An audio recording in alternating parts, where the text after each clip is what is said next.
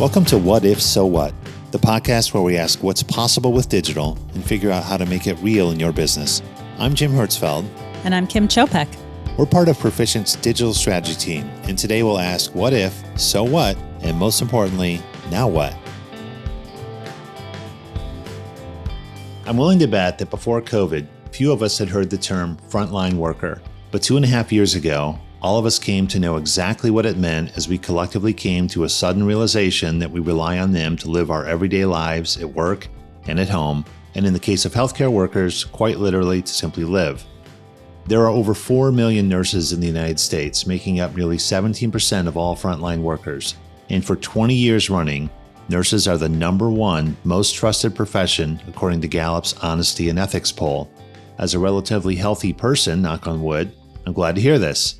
Nursing is a particularly unique occupation, and while we talk a lot about personalization in digital circles, when you think about it, nursing is really the most personal industry I can think of. With us today is Novella Green, Director of Digital and Customer Experience at the American Nurses Association. Hey, Novella, how you doing? I'm fine, and you? I'm great. I'm so glad you're on this show today. When I first heard about the American Nurses Association, I had kind of an idea what it was, and but maybe you could tell us a little bit more about the American Nurses Association. What do you guys do? The American Nurses Association, it's really not a small, but not a super large association. And, we've been around for, I think we celebrated over 125 years last year in our existence. And really our main purpose is supporting the elevation of the nursing profession. And we support the 4.3 million nurses across the United States. And we understand that nurses are the backbone of the healthcare system. And, really our job is to make sure that they are getting the training, the education, and the advocacy that they need to be able to do their jobs effectively. When I think about 126 years, was that the number? 126 years, yes. Yeah, I'm thinking about my great-grandmother was a nurse back in the day, and there's a really old black and white photo and she had I guess at the time, a clinic. There were more nurses than doctors, and that was the visual image I had. And you're right, it really is the backbone. If you have the misfortune of having to go to a hospital, you're going to spend a lot of time with nurses, and can make all the difference in your healthcare experience. Oh, absolutely. And I would say, I'd say just to add to that, we all, whether it's a family member or whether it is, unfortunately, you have to go to the hospital, they're your front line, right? And I have nurses in my family, aunts, sister-in-laws, cousins. So I'm surrounded by them. And so, the beauty about the American Nurses Association is that we really believe in empowering nurses through their careers and at every stage of their career. Well, it's hard to talk about nursing without talking about COVID, which had an impact on all of us, obviously, but nothing like the impact, I think, on the healthcare industry. You mentioned frontline workers, and I think nurses in particular were clearly affected, from obvious sort of safety concerns, staffing issues, which still seem to persist today. I noticed mental health issues and tremendous pressure they were on. How did that affect the ANA, and how did the ANA respond to those pressures during COVID? Very good question. I would say that one of the things, as with everyone, we all kind of had to change how we do business, right? And so the big part for us was like, how do we support nurses during this kind of unprecedented situation? And we really took it upon ourselves to make sure that we became a voice for them. And the thing that we did I think the most was really developing resources and tools and guidance. And not only that, but supporting and advocacy, really making sure that, nurses were heard about not receiving the level of PPE that they needed, and really applying pressure on the government. And so that advocacy approach was really critical to making sure that the nurses were getting or could receive or be even heard regarding some of the life-threatening situations that they were put in. And one of the big pieces that we did was from a digital perspective, like how can we reach them? How can we make sure that they're staying up to date and included and making sure that they're getting the right information, is that we took a digital approach. And so we created a whole space on our website specifically guided and geared towards COVID and the responses and information and resources that nurses would need to make sure that they would stay informed. And that had a huge impact on what nurses were seeing, how they were feeling, and was a channel for them to express themselves, to tell their stories of what they were seeing.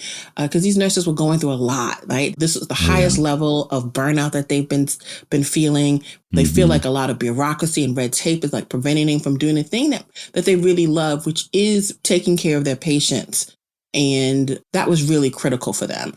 And so as ANA and as a leader and an organization that wants to empower and advocate for nurses, this is really paramount for us. So like all things stopped and everything focused on making sure that nurses could get the support that they need during this very difficult time.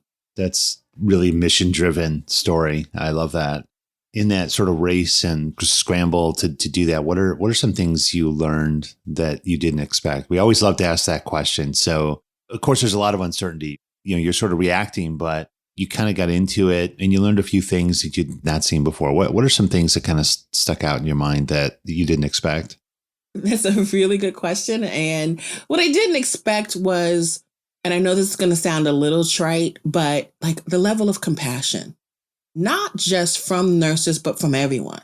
Like everyone really understood and banded together and was really empathetic and compassionate towards what these nurses were doing. And more importantly, it was the one time that we could point to how important nursing and that nursing profession is to healthcare because it impacts just about every sector. So I know that in theory I thought it, but to watch it in real world, like happening right in front of you was for me one of the reasons why I'm still working at ANA and I love what I'm doing. I don't know. I get a little emotional about it. So who gets a chance to be able to do this kind of work? Yeah, and you're right there. That is a great story. I'm a little sad that you were surprised that people were so compassionate, but I hear you. It's a tough world out there. If you think about what's been happening over the past 2 years with everything in the world, it was one of the things that was surprised, but it was a good surprise. Does that make sense? Yeah. And I think we all had moments of that, but it's great that you got to see it firsthand. And, you're right in the middle of it. One of the things that you told me, I love this, last time we talked, you said at that time when members or folks would visit the ANA site or interact with you in some other way, you said it was like the first day of school in a new school every day. And that really struck me. I've been sharing that quote for a couple of weeks now. Yeah, I think we were talking about personalization and how digital can be a great tool for personalization. And when you don't get that some level of personalization or maybe compassion in a different form, yeah, it does feel like the first day of school. But what did you mean by that? And why do you think your membership deserves a great personalized experience? Just maybe you can just expand on that. I'm going to break those up to two parts. Okay. I mean, this actually also came out of the work that we were doing around COVID and online and providing education and resources to nurses, right? We started to realize that there was a thirst for knowledge and information and that we had to kind of keep feeding that beast. But we had to do it in a way that was relevant to the individuals. So that's just when we started this kind of journey about thinking about our customer first and our digital first. And COVID really made us take a strong look at that. And we started to really assess our digital approach from a customer perspective. And that's how we came up with, every time you come to our website, nursingworld.org, it did feel like the first time that you would go to school, the first day of school, every time you would go, right? Like that information was never relevant and individualized to the person's experience with us. And so those are one of the things that we decided that we want to be able to tackle. And we knew that nurses clamor for the information that's the most important to them. And COVID really highlighted that. And so now we're on this journey. How can we make sure that we personalize in a way that is relevant to the individual nurses, regardless of where they are in their career? Yeah. So the point was that we did a lot of research to kind of be able to see, how do we do that? How do we make things more personalized? How do we start to really truly engage with them, not in an en masse way, but in a very individualistic way? Mass customization. Yes. Novella, it's interesting. I just want to pick up on something you mentioned, the career journey, and I'm going to throw a curveball at you here. We've been talking to a lot of our customers about employee experience, and of course, we're, at least at this time, sort of still in the great resignation mode. They're hiring crunches and talent crunches. There's a lot of effort being put in to focus on employee-centered experiences and how they onboard, how we keep them, regardless of whether they're right out of college or they're sort of late in their career.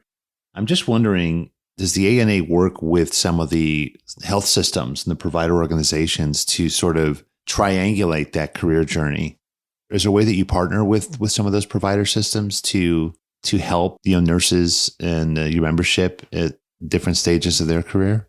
That's a very good question.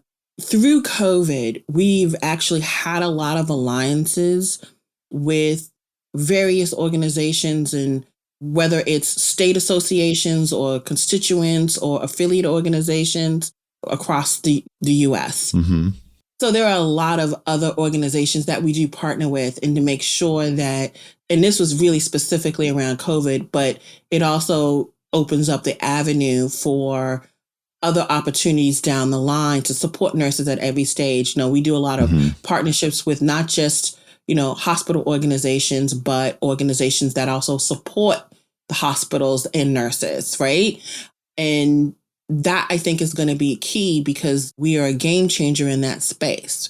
And from a digital perspective, we have the ability to really reach out and, engage with the 4.3 million nurses, and then be able to, not just influence, but engage and get them to engage back with us, so we can understand what their thoughts are, what their mindset is, what's keeping them up at night. How do we impact and make an impact on what they're feeling in the work environment? One of the studies that we ran showed that their mindset was that, they're really feeling extremely burned out. And they're looking at, some of those issues around staffing, which is like huge. Like, how can, staffing is a huge problem right now. Nurses are completely overworked, and there's a lot of concerns about travel nursing. Right. And there's a lot of issues around their mental health and well-being, because it's extremely stressful. So these are all the things that, as we realize, that are coming to the surface, we are looking to make sure that we can address those, not just with partners, but from an advocacy perspective, as well as providing resources and tools to help nurses deal with these kinds of things. Yeah, I love something you said earlier about this hunger for knowledge. And I'm with you. The amount of content that's out there, and the sort of accessibility that we all have, regardless of what occupation you're in or what situation you're in. The fact that you almost take it for granted today. I have this conversation with my kids all the time. Like, what did we do before the internet?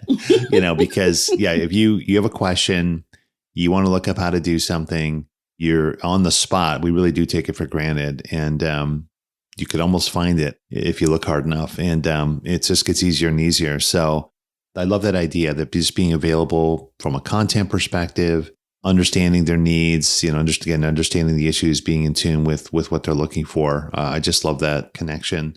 That takes a lot of work from an organization. And the other thing we talked about is, in something we're talking about, Kim and I are talking to a lot of customers about, is this idea that companies are becoming, obviously they're quickly adopting digital. It's not new.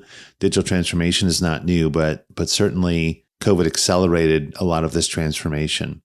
One of the things you said, and I love this advice, is if you're really, really jumping into it, or realize that you really, really need to kind of step on the gas in terms of digital, you have to give yourself some grace. Those are your words, and I'm going to use those again as well. Give yourself some grace. You're not Amazon. You are where you are. How did you, when you got started, how did you guys learn to work with the tools that you had to drive this mission? And how did you think about what you had to do with the limited time and resources that you had to work with? For me, this is actually the fun part, right? I think of myself as like the MacGyver of digital for ANA, right? Like we're working with That's great. and using the MacGyver. Hopefully people know who MacGyver is. Oh my God, I just dated myself. Just good reference. We'll put a link in the show notes to MacGyver, everyone. Not MacGruber. Not MacGruber. Totally different. MacGyver, the original. The thing that I found was that we had a lot of tech, right? The organization's really key on making sure and trying to be at the forefront. And a lot of associations aren't, and this is not a negative, it's not as digitally savvy. And I would say that ANA is probably really moving very quickly to be very digitally savvy. And there are a lot of tools that we have, and then there are a lot of tools that we don't have. And one of the things we started figuring out, and this is why I keep saying, we got to show some grace here, because we know what the end result and what we want it to look like, but it's getting there. And the hard part is like, there's a sense of instant gratification that we all know because of Amazon, but Amazon wasn't built overnight, and neither will anything that you're trying to do. And so, we just take the tools and we do the best we can within the limitations, with the understanding that it's like building those foundations brick by brick, meaning that you got to get that foundational piece right first. And then you just kind of keep building on it, right? It may not be exactly the way you want it today, but if you keep your vision in mind, you'll look up and 3 months after you keep building, keep iterating on it, it's better than it was when you first started. And that's why I tell people to, and I keep saying, and I say this to the organization, we've got to give ourselves some grace on this.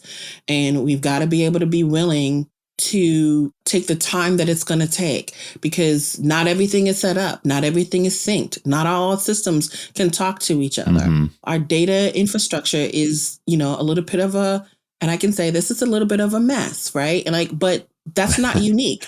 A lot of organizations have the same problem. So these are the things that are really, truly important. And so how we do it is we just, again, you have to have that roadmap. If you don't have your roadmap to say, here's what we're going to do, and here's how it's going to look over the next 12 months, over the next 36 months, you're going to get lost in the fray, right? And you got to be mindful that everybody's going to want that shiny new thing. And, I want a chat box, or I want a such and whatever that is, right? Because that's the latest thing that I'm being asked about. And I'm like, are we ready for that? Because our data is, only halfway talking to each other. You see where I'm going? Oh, yeah. We have a phrase we like: think big, start small, move fast. I think it's great advice. And, even, the whole idea of having a roadmap, some people, sometimes I think, well, it's a plan, so we know what we have to do. But a lot of ways it's setting expectations for the business, right? Because, if everyone wants something, and if you have no vision, if you have no roadmap, it's just uncertainty and people are unsettled and they're not sure. So even just setting the expectations, I think, is really important. And the foundation, you nailed it. You have to build on a solid foundation, some principles, just understand the mission, understand your membership. I think that's really important as well. That's great advice. And I think they're taking it. So, we talk to a lot of other organizations and companies who, like I mentioned earlier, are really taking this idea of becoming a digital business much more seriously. And we talked about this in the season opener, but a digital business means a lot of different things, but it is sort of a big leap. It's an order of magnitude that says something like, we're digital first. Stop. You'll work with us from a digital channel first. Regardless of the channel you choose, we can use digital to support you in a way that makes sense. As you're thinking about this, you're on your journey. I don't know if you guys maybe think of it yourselves as becoming a digital business per se, but if for a company that is out there really, really trying to go all in, what advice would you give them? First, take a deep breath. Right? But this I heard is not that deep pensive, breath. right? I'm not trying to tell you that this is not, I feel like I used to say this to a colleague of mine. It's a lot of work, but it's a lot of good work, right? And I know that I sound like people like, really, Novella? I'm like, I get jazzed about it. I'm like, I love knowing that as we start to leverage the technology and be able to engage with people, digital platforms change how we communicate. So I get really excited about that. I get super jazzed. And even though that may seem like it's easier, it's going to actually be easier for the end user. The work that we have to do on the back end, that's more work, but it's really, really good work, and it's smart work, and it challenges you. And I would say it's worth it. So going into this is worth it. I think the second thing I would tell people is that in order for your digital transformation to be successful, you need internal adoption. And that's its biggest failure. It has nothing to do with the technology. You could have all the right tech. You could have everything working together. You could even have the best roadmap. But if you can't get the internal adoption, and that adoption is predicated on the foundation of education, a lot of times these things don't work because mainly people just don't understand what you're trying to do. And so take the time to try to educate, to try to teach people and bring them along with you. And that might mean crawling a lot longer than you want before you can fly, right? Because you still got to walk and run, but it'll be worth it in the end, because when you're flying, you'll be soaring. Does that make sense, what I just said? Absolutely. That is great advice. Actually, I got Novella. That's the first time I've heard that really framed up perfectly around education. And again, your earlier comment about having grace and understanding where people are and meeting them there. That's great advice. And you know what comes before a crawl is cry. So you just got to get through that part. If you've had children. Yes, you do. Right? I mean, it can be. We know. Yeah, we all know, right? Like, and it's like people don't let it scare you, right? Like, that's like, don't let it scare you. It's not scary. They'll grow. It will work itself out. It's kind of like a puzzle, right? Like you got a 1,000-piece puzzle and you just dump everything on the table. Eventually, once you get it all sorted out, all the pieces start to come together. That's great. It's very encouraging. And Novella, I love your passion. I love that you get jazzed about it. And I love the mission and everything you guys have done. So with that, I want to thank you again for being on the show. And I hope to talk to you again. Oh, this was great. Oh, that flew by. Oh, this was a wonderful. I want to thank you guys for inviting me. And I've had a great time. All right. Take care, Novella.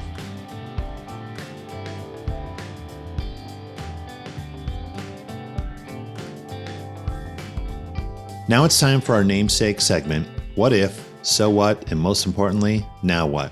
Hey, Kim. Hey, Jim. I know we talked about this interview, touching on many surprising levels. So what are your takeaways?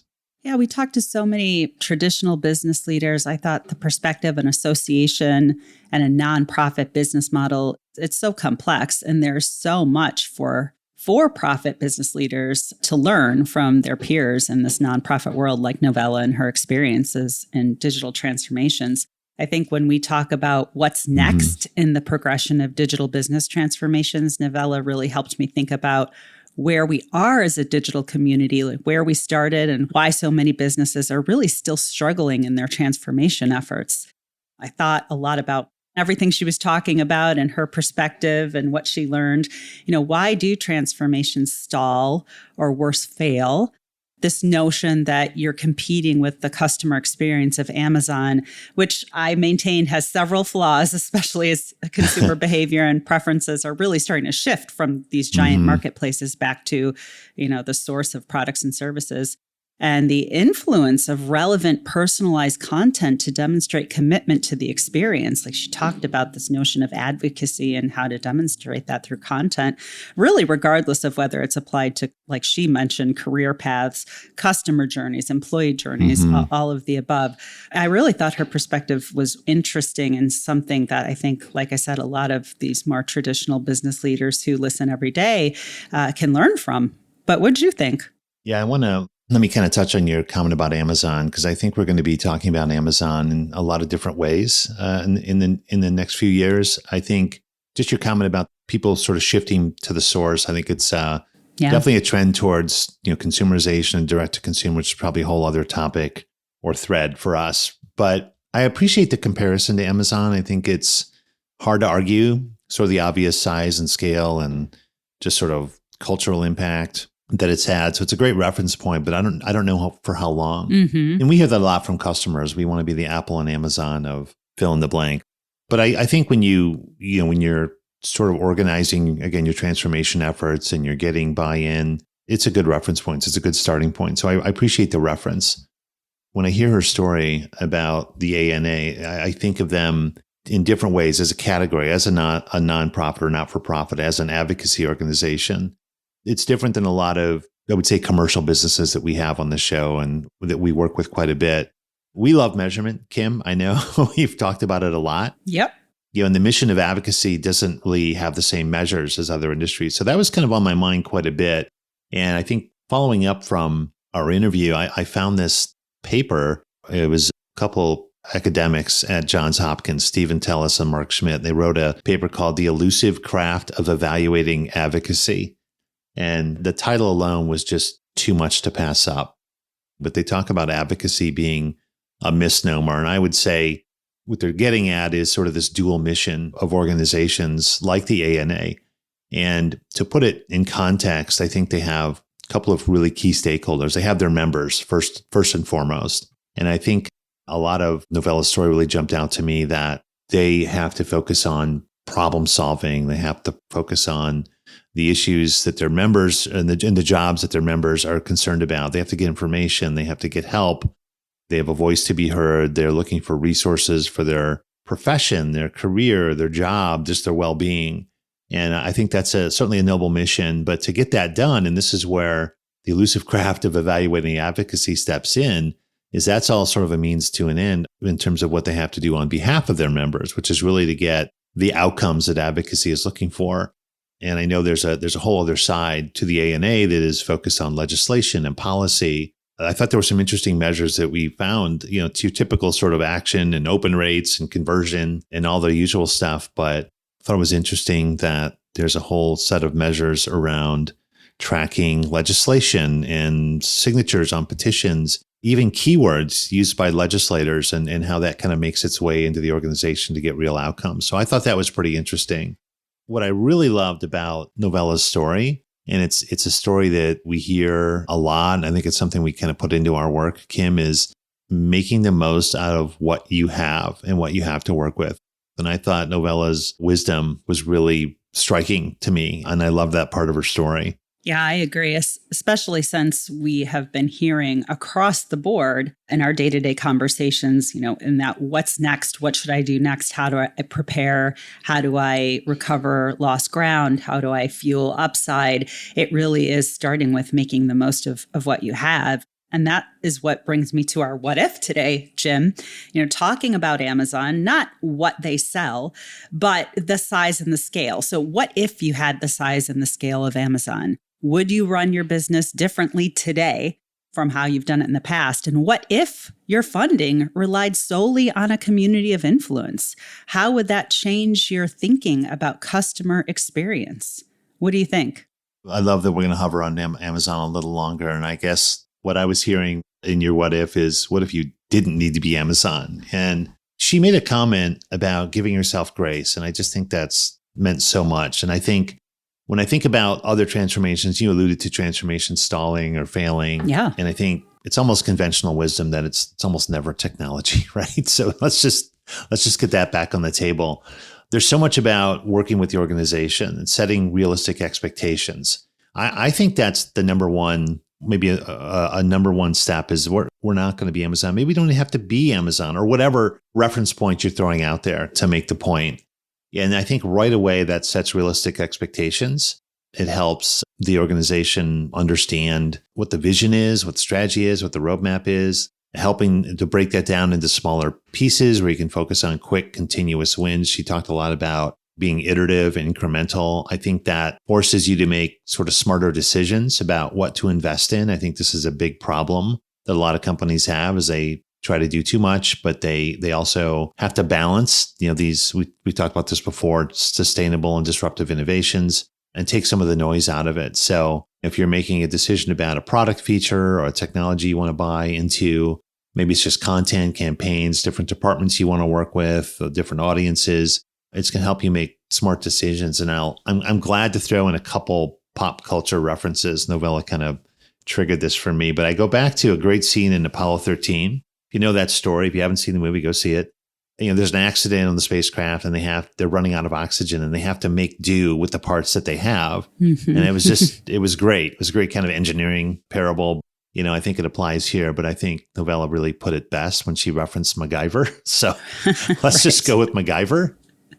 But you have to make it count. And I think if you tie that together with the value of education, she talked a lot about that, educating your constituents and your stakeholders. And that's such an important ingredient to change management. So great success factor, I think, in terms of internal adoption. But I really do think it starts with working with what you have and realizing, what you are and what you aren't, making good priority decisions and meeting your organization where it is. And so I just think that's great advice for anyone.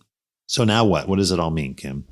Well, I think there's some key now what takeaways anybody listening could action on. And I think the first, like we've talked about, is if you look at where you are in your digital transformation progression and you're finding yourself disappointed, are you judging your maturity based on that Amazon curve?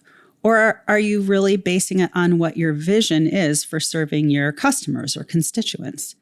And after 2 years and plus at this point of dealing with the pandemic swings and potential now additional market headwinds, is your digital vision clear?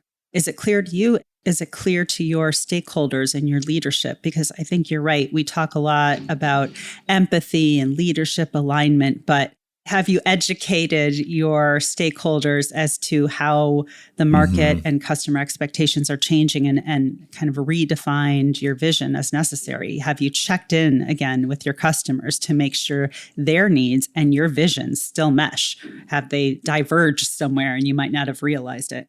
And is your leadership, again, aligned and educated on the why of that vision? So I think that's really the foundational piece Novella keyed in on. And I really think smart organizations today, right now, are asking themselves, where do we sit right now? How do we need to realign? And then starting with making the most of what they have before. I think Novella put it really, really nicely, so that once you're flying, you're soaring. I think that was an excellent way to put it. Right. And enjoying the view while you're up there. Right. We talk about this a lot, Kim. There aren't 5 and 7 year roadmaps anymore. So I think there's sort of an eternal vigilance in some of these strategies, that not just because technology is changing, but the business changes and the customers change and the priorities change. And so kind of setting yourself up for that change over time is important. Great story. And thanks for your advice today, Kim. Thanks for the now what. Hope you're staying healthy. Hope you don't have to see a nurse anytime soon.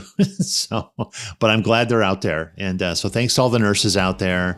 And thanks to Novella. Great story. And appreciate her time and insight. And thanks to everyone for listening today. Again, please rate and subscribe on your favorite podcast platform. Until next time, keep asking what if, so what, and most importantly, now what? You've been listening to What If, So What? The Digital Strategy Podcast from Perficient with Jim Hertzfeld and Kim Chopek. We want to thank our Perficient colleague, JD Norman, for our music today. Subscribe to the podcast and don't miss a single episode. You can find this season along with show notes at perficient.com. Thanks for listening.